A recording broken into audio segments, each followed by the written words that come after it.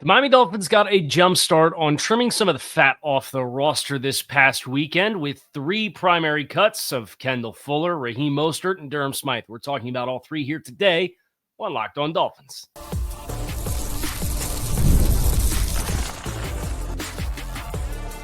You are Locked On Dolphins, your daily Miami Dolphins podcast, part of the Locked On Podcast Network, your team every day.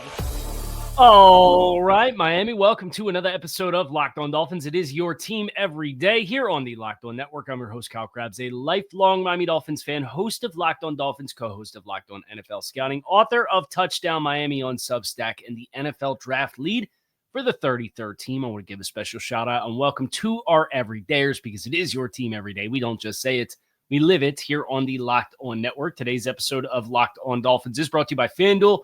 Right now, new FanDuel customers can get $150 in bonus bets if your first $5 bet wins. If you're not an everydayer, welcome to the show. Hope you stay a while. We're going to start this week off by looking at Dolphins. They kind of got the jump on me a little bit. I'm a couple weeks out from the full Miami Dolphins offseason blueprint. This will be the third consecutive offseason in which I do a full simulated offseason, and we get into roster cuts and restructures and free agent signings, both internal and external, an NFL 7-round mock draft, and then a 53-man roster projection with a 3-year salary cap health forecast on the tail end of it. And these are the kinds of moves that you have on that first slide when you're talking about just basic trimming of the fat off of the roster from a salary perspective for performance and age and cap costs and cap savings and so on and so forth. This is, I think, unequivocally for all three of these players, the biggest storyline is the juncture and where they are at in their career alongside the salary cap savings and the salary cap cost for a team that, they need to start shaking up the roster a little bit, and they need a youth movement in a big way because in the heart of this build that is over. I think people are going to continue to talk about, it's year 7 of the rebuild. The rebuild was over 2 years ago. And now you finished out this life cycle of the football team. And then whether it is aligning with the pressure to win internally or externally or not, this is a transition period. And I think these kinds of cuts affirm that this is a transition period. And that's why I want to start with Kendall Fuller, because Kendall Fuller, the team moved on from Xavier Howard. And I know there were some that were pretty bummed out that the team moved on from Xavier Howard in favor of Kendall Fuller. Well, Xavier Howard sat at home last year, right? I don't know how much better your experience would have been with Xavier Howard with an even more expensive player who has been shown to be very business-oriented and would not be the kind of player that you would expect would play ball about readjusting a contract in a way that brings the dollar amounts that he's receiving down, because there's been multiple times he's signed contracts and before he's gotten halfway through it, he's asked for more money. So I think that was a damned if you do and damned if you don't type scenario for the Dolphins at corner with Xavier Howard, who the team moved on from last offseason as a post-June 1st cut, signed Kendall Fuller to a 2-year, it was like a 2-year, $15 million contract to bring him in and be the CB2. And I thought for the first 3 quarters of the season when Fuller was on the field, he was fine. Now, he didn't have any interceptions. He narrowly missed a few. He got his hands on the fewest footballs he's gotten his hands on since 2019 was the last time Kendall Fuller had as few total passes defense as what he did this year. He just turned 30 years old, like 4 days ago. He played 556 snaps. That's about half of the defensive snaps available across the course of the season. So you have an age 30 corner who showed a regression last year, had multiple concussions, had an additional injury as well, played half the snaps, had a salary cap figure that was north of $8 million. The challenge was, are you going to open up an additional need on your roster in the midst of all of the needs that you know you're going to have to address in some way, shape, or form, whether that's bringing players back on low salaries, or whether that's draft picks, or whether that's spending big at a position to bring somebody from the outside in to kind of serve as a cornerstone in the way that you did with like Jordan Brooks and Aaron Brewer last year. And the fact that this team was willing to take a little over $2.75 million in savings to open up the cornerback 2 vacancy should tell you everything you need to know about, yes, there is pressure to win. Yes, there is a hot seat element of how Chris Grier and Mike McDaniel are going to go about their business this season. But if you were just going to say 2026, we're going to throw caution to the wind, we need 2025. I don't think you're moving on from Kendall Fuller to save less than $3 million in cap savings. And I know some Dolphins fans had the questions of with almost $5.5 million in dead cap, why would you not do Kendall Fuller as a post-June 1st cut? Why would you do this up front? And I think that answer is twofold. And unless you're talking about a very big dollar amount, I think all of the hits that the Dolphins should take should probably be upfront, front-loaded type of cap hits and taking all the dead money this year. The first reason is if you designate as a post-June 1st cut, you don't get credit for any cap savings until June 2nd.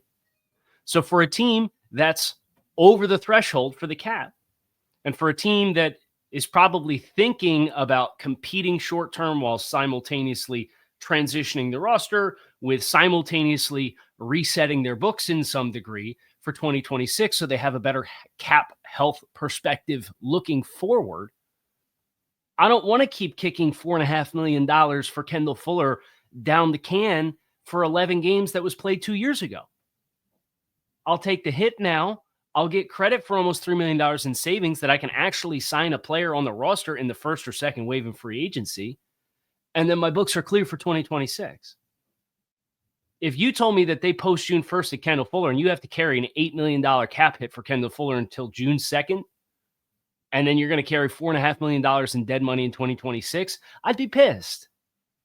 Now, you want to do that for whether that's Bradley Chubb feels like the one that's the most likely post-June 1st candidate here because they did something similar with Xavier Howard last year, and they got, it was $18.5 million in cap space. And for Bradley Chubb, you can do that and get $19 million. And if you do that, that can serve as your post-June 1st free agency wave fund. It can serve as your fund for making sure you have cap space to sign your draft picks.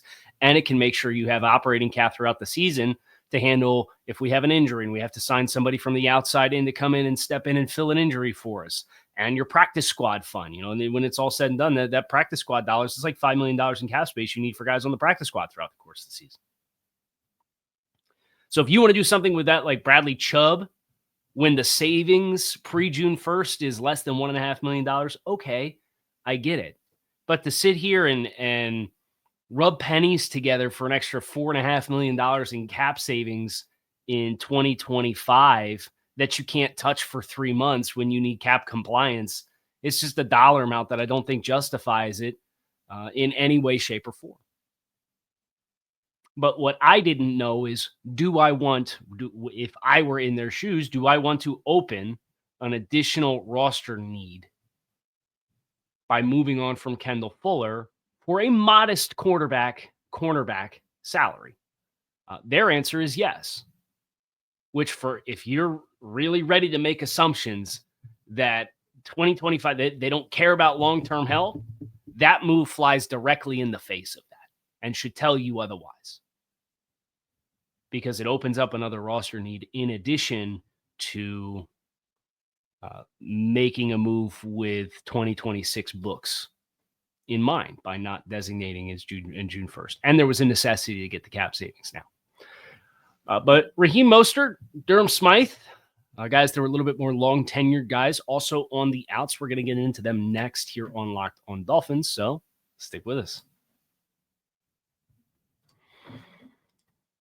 When the game tips off, the NBA action is just getting started, and there's no better place to get in on that action than FanDuel, America's #1 sportsbook. With FanDuel, you can place live bets throughout the game, so even if you miss opening tip, or if you want to bet on a big fourth quarter comeback, you can stay in on the action all game long. And if you're looking for bigger payouts, you can combine your live bets into a same game parlay. FanDuel's live betting feature helps make sure that every moment is at your fingertips, and it keeps the game exciting all the way through, regardless of the score. Whether you're backing your favorite team for a late game rally or you're picking a player to hit a clutch three, you feel like you never missed your chance over at FanDuel, and the app is super easy to use. And when you win, you get paid instantly. Right now, new FanDuel customers can get $150 in bonus bets if your first $5 bet wins. Just visit FanDuel.com to join today. That's FanDuel.com for your shots at $150 in bonus bets. Make every moment more with FanDuel, the official sports betting partner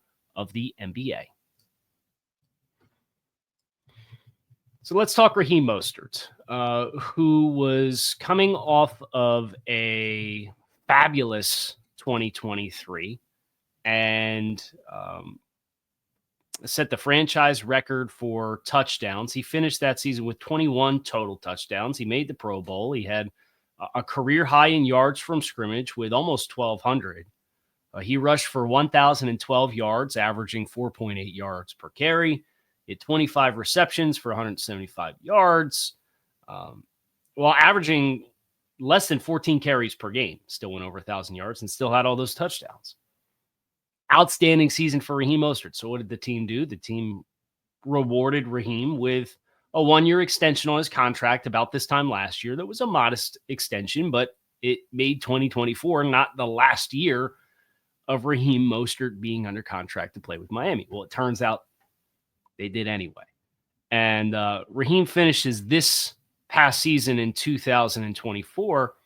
He played in 13 games and played less than 300 snaps of offensive football. And this was marred by the fumble against the Colts that ended up being a backbreaking loss in the grand scheme of your season. With the backup quarterback play, and the defense plays really well, and you're up 10 points at halftime and you blow the lead. I felt like Raheem, even from the jump against Jacksonville, he got banged up early in that game and never really was himself. After he came back against New England in week 5 and ran 19 times for 80 yards. And that was really the only time he looked like Raheem Mostert. So the Dolphins move on here. They get the most cap savings of any of these transactions and the least amount of dead cap. So the extra year the Dolphins put on Mostert's contract was more so just a cash raise for 2024 than a long-term anchor in any way, shape, or form. Raheem, 32 years old. He'll be 33 in April.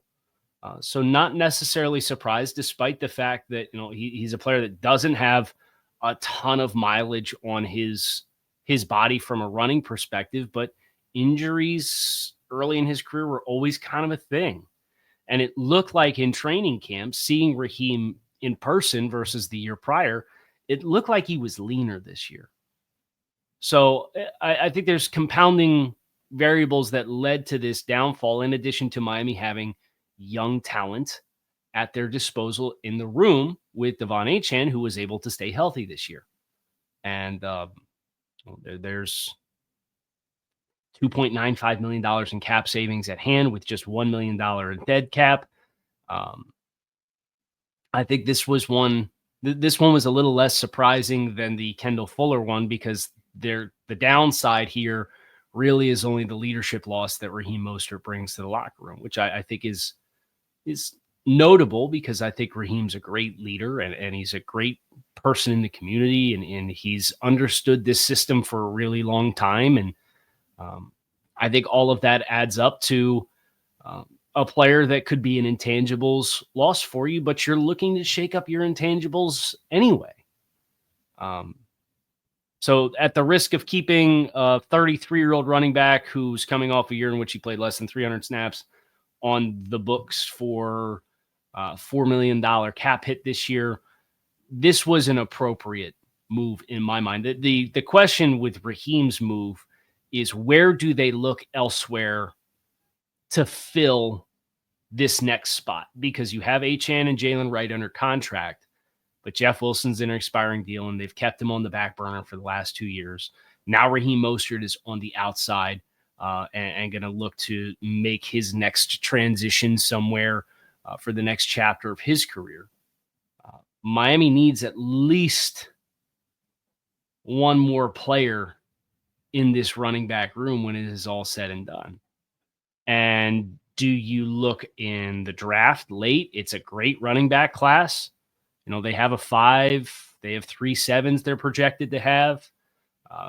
How late do you want to bet on that? Or would you be willing to come back after the draft, kind of June, in the June-July window to find a veteran?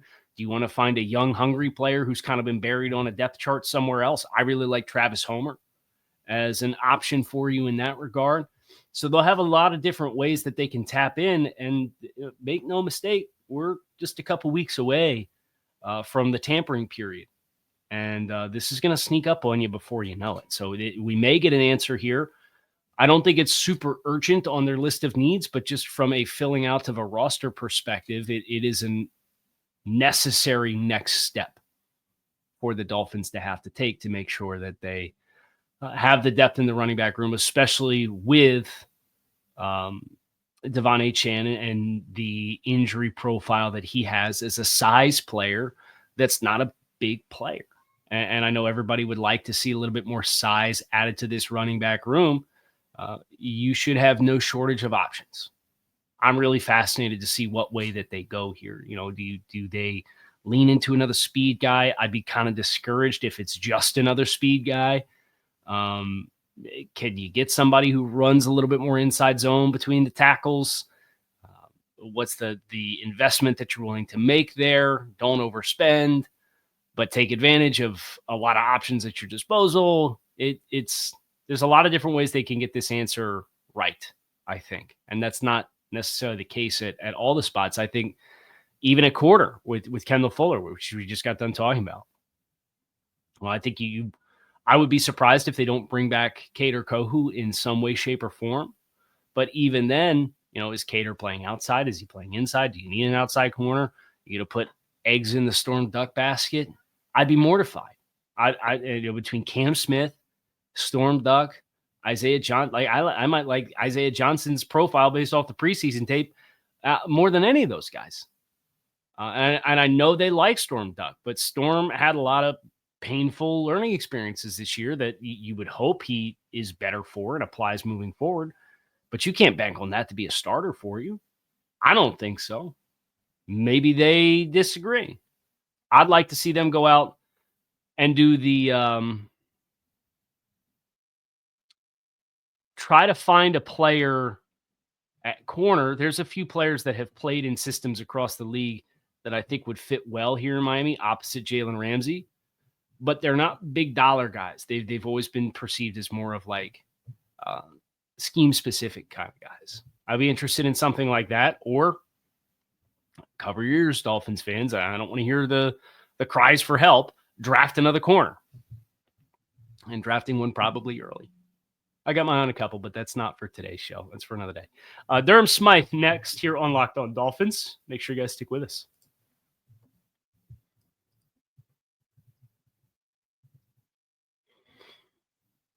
When I tell you, I fell to my knees and looked to the heavens. I said, thank you. When the news came out that Durham Smythe was on the trim. Look, Durham's been here, the longest tenured Dolphin. He's been here since 2018. He was a 4th-round pick, 123 overall. Finished this season with 9 receptions for 53 yards. The 53 yards was 3 yards lower or higher than his previous career low, which came as a rookie in 2018. He was a player who's a huge piece of the puzzle for you for a couple of years. 2021 and 2023, he played over 700 snaps in each one of those 2 seasons. That number fell off by 421 snaps this year, ceding those reps to Julian Hill.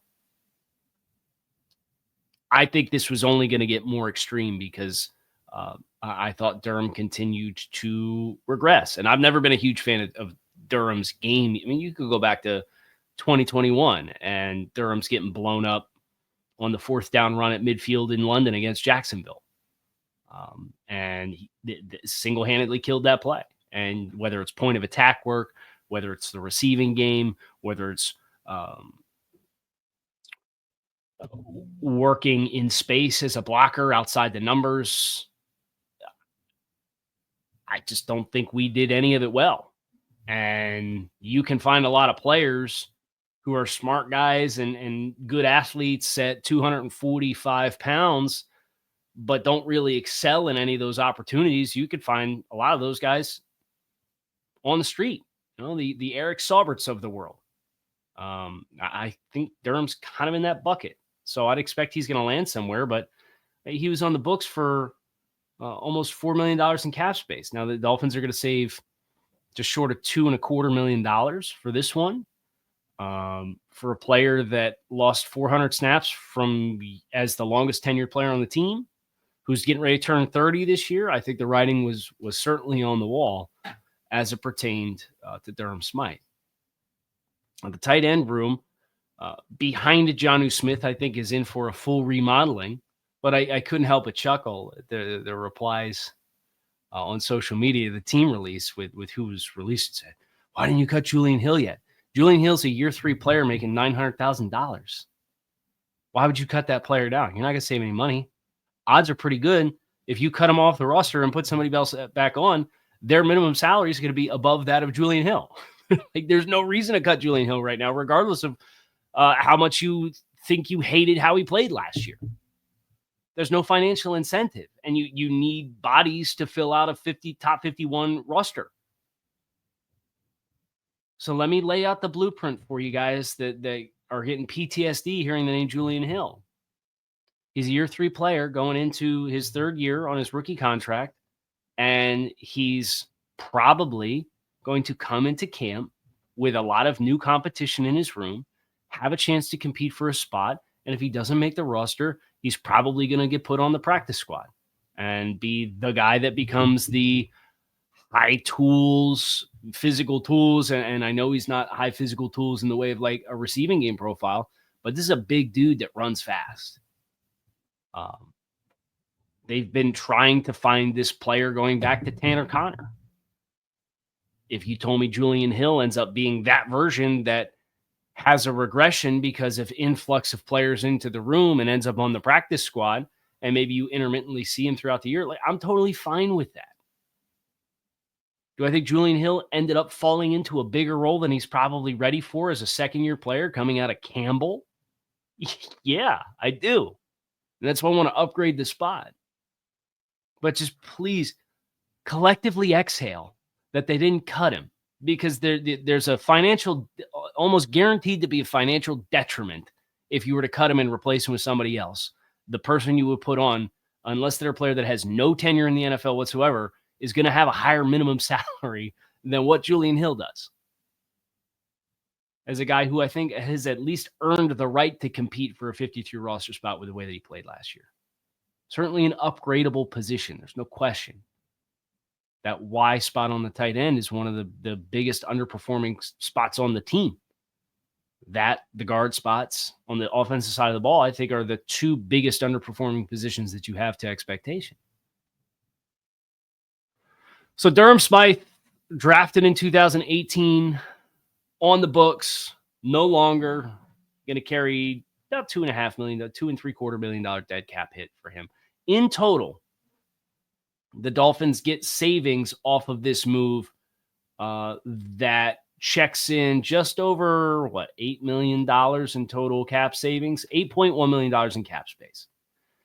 When you look at where they are at now from a cap perspective, they still need to make, they could make one move really and get cap compliant when it's all said and done right now.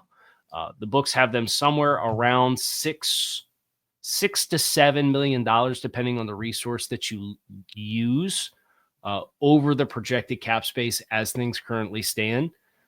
For example, Over the Cap has them at $5.5 million in cap space. My personal bookkeeping has the Dolphins as of, I want to make sure I get the number right here, at 5.1 million. And then SpotTrack seems to have them at a higher dollar amount, has them about $7 million over. So depending on where you look, it's $5 to $7 million over. There's some disputes between the online cap resources about what the status of Shaq Barrett's contract is going to be.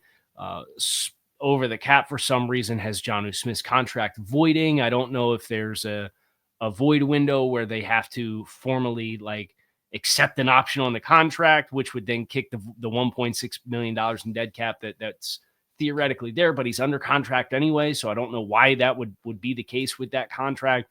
So lots of little minutia and details that isn't particularly clear. But just based off of the salaries that exist on the Dolphins and their roster, they could restructure, for example, Austin Jackson as just a singular move and get $7.3 million in cap space. And regardless of what your resource is, whether you do your own spreadsheets with cap figures and cross-reference with the NFLPA's cap figures, whether you use over the cap or whether you use SpotTrack, the Dolphins could restructure Austin Jackson's contract and be salary cap compliant. And that fact is part of the reason why these moves get made now. Even if it means not having an extra $3 million in savings for Kendall Fuller post June 1st, because you get credit for the savings now. Also feel like there's probably, to some degree, for these guys, a courtesy element of getting them out into the player pool faster so that you can potentially find a home faster and get a head start on that process for you as a player unattached to a team, because you've been relieved from your previous financial commitments. You aren't an expiring contract that has to wait for the league calendar year to start. So that's how we got to this point. Dolphins will be one salary cap maneuver space away from compliance, which is a great place to be. Much easier situation to find yourself in versus last year, when there was a lot of restructuring that needed to happen because you were $35-40 million in the hole, depending on who you asked. That's going to do for us here on Locked On Dolphins. Do want to acknowledge the story on ESPN, the Jonathan Martin, Richie Incognito story. Richie went crazy over the weekend. I know a couple Dolphins beat writers have chimed in on this. It's not really my speed to get involved in the drama element. This is a little bit more of an analytical show. I try to stay in my lane as much as possible. It's not really the kind of content that I'm overly interested in creating either. But tomorrow on the show and over on Touchdown Miami, we're going to do a little something inspired by the Richie Incognito, Jonathan Martin, Bullygate discourse. If you missed it, Jonathan Martin really came out and said, I never felt like I was bullied. And the biggest regret in my life is participating in that investigation. But I'm a tough guy anyway. And the discourse has been about the current roster, and Tyreek Hill's talked about the need for more dogs on the roster. We're going to do an all-dog team as far as players that are available.